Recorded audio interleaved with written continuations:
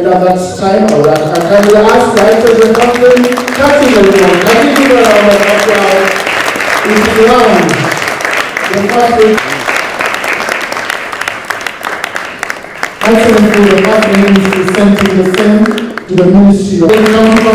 Give a round of applause. Book. May I request that after that photo, you may leave this. I'm glad for today because the day has come.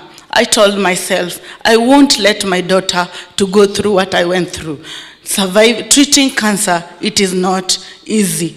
Being a young lady, getting already on menopause at early age, it is not easy for me. Thank you because I did what I was praying for. Thank you for the government, Minister of Health, and for our President for the big four agendas, and health being the number one. I wanted to protect my daughter, and I'm glad my daughter was the first one to be vaccinated in Kenya. Thank you. Cervical cancer is the second most common cancer among women in Kenya. And every day, at least 9 women die from cervical cancer in our country. Yet, it is a preventable disease through awareness, vaccination, screening, and treatment. The Ministry of Health, with the support of partners, is implementing a roadmap for universal health coverage, which has prioritized cancer prevention, screening, and early treatment, including cervical cancer. Today, as we wrap up the events of the National Cervical Cancer Health Awareness Month, as well as the intensified awareness and screening activities conducted last week across the country during the National Cervical Cancer Awareness Week, we take the opportunity to assess the progress made and set new targets, even as we commit to making screening work in our communities. Your Excellency, as you may be aware, Kenya is one of the few African countries to have introduced the human papillomavirus vaccine into our routine immunization schedule and offered for free.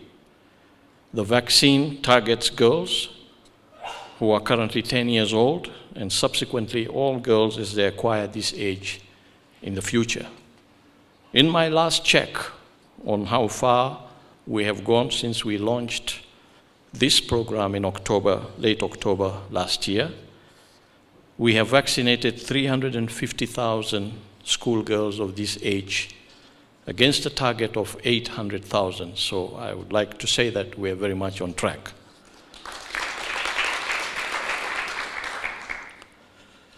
This is expected to complement existing strategies for cancer control, including screening and early treatment, to save thousands of lives in future and alleviate the suffering associated with cancer. Your Excellency, I note with concern, however, that our cervical cancer screening coverage has remained low, at only 16.4% of all our eligible women. Challenges such as stigma, misconceptions about cervical cancer screening, lack of adequate staffing and capacity for screening, inadequate commodities and supplies for screening continue to hamper efforts in scaling up screening for cervical cancer. Our vision at the Ministry, Your Excellency, is that no woman or child should be left behind. We endeavor to ensure that every eligible child is immunized and gets an opportunity to survive and thrive, and that every eligible woman is screened regularly as per our National Cancer Screening Guidelines of 2018. I call upon all women to present themselves for screening at their nearest health facilities as this can save life by detecting the disease early when curative treatment is possible. The world designated January as Cervical Health Awareness Month. It's the month where issues related to cervical cancer, HPV, the importance of screening, early detection and treatment are highlighted. It's a time when we reflect on how we need to consider issues of affordability of both screening and treatment, especially in low-income communities, where limited resources and infrastructure constrain access. Africa's capacity to detect, diagnose, and treat all forms of cancer has been challenged. Health systems have remained heavily focused on competing priorities of infectious diseases, including HIV, tuberculosis, and malaria. Research has indicated that the current trends in new cancer cases and related deaths has identified risks that affect women more than any other.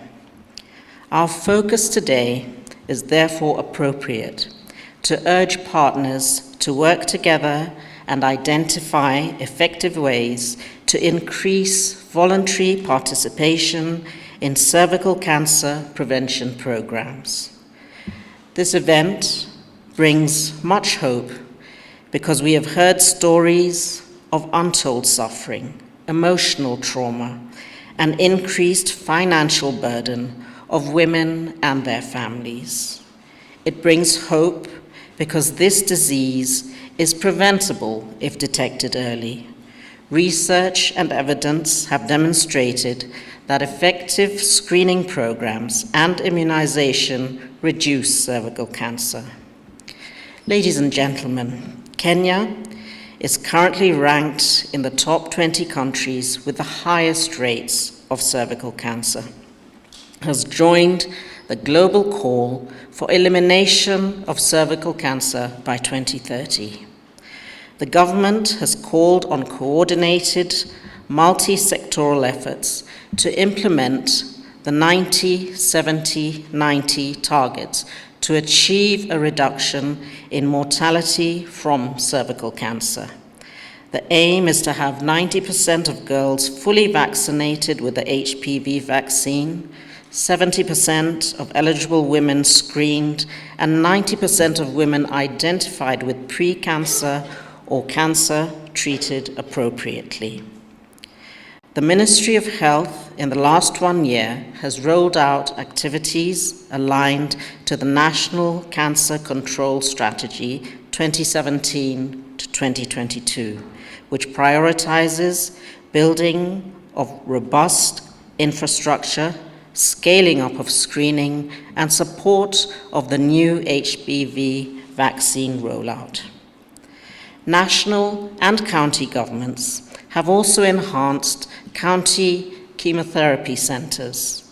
Radiotherapy facilities now exist in Mombasa, Nakuru, Garissa, Kisii, and the newly established Kenyatta University Teaching, Research, and Referral Hospital. All these efforts improve service delivery for cervical cancer screening, prevention, and treatment. Last week, we conducted the 5th edition of the Beyond Zero Medical Safari in Nairobi City County, where we performed free screening, treatment, and advocacy on the importance of women and girls taking steps to lower the risk of this disease. Our work continues to support community education programs, which are key strategies to ensure nationwide prevention and control of cancer. Ladies and gentlemen, your presence here today, therefore, is a culmination of months' activities. It is also in recognition of all of you as champions.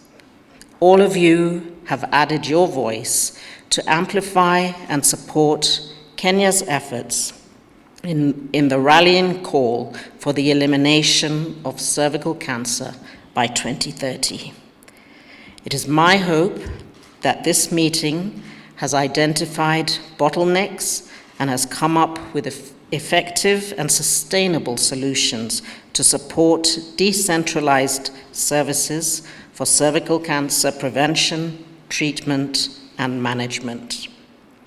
Today, we're also launching the Cervical Cancer Advocacy Guide, which has been developed to empower and sensitize communities on cervical cancer prevention.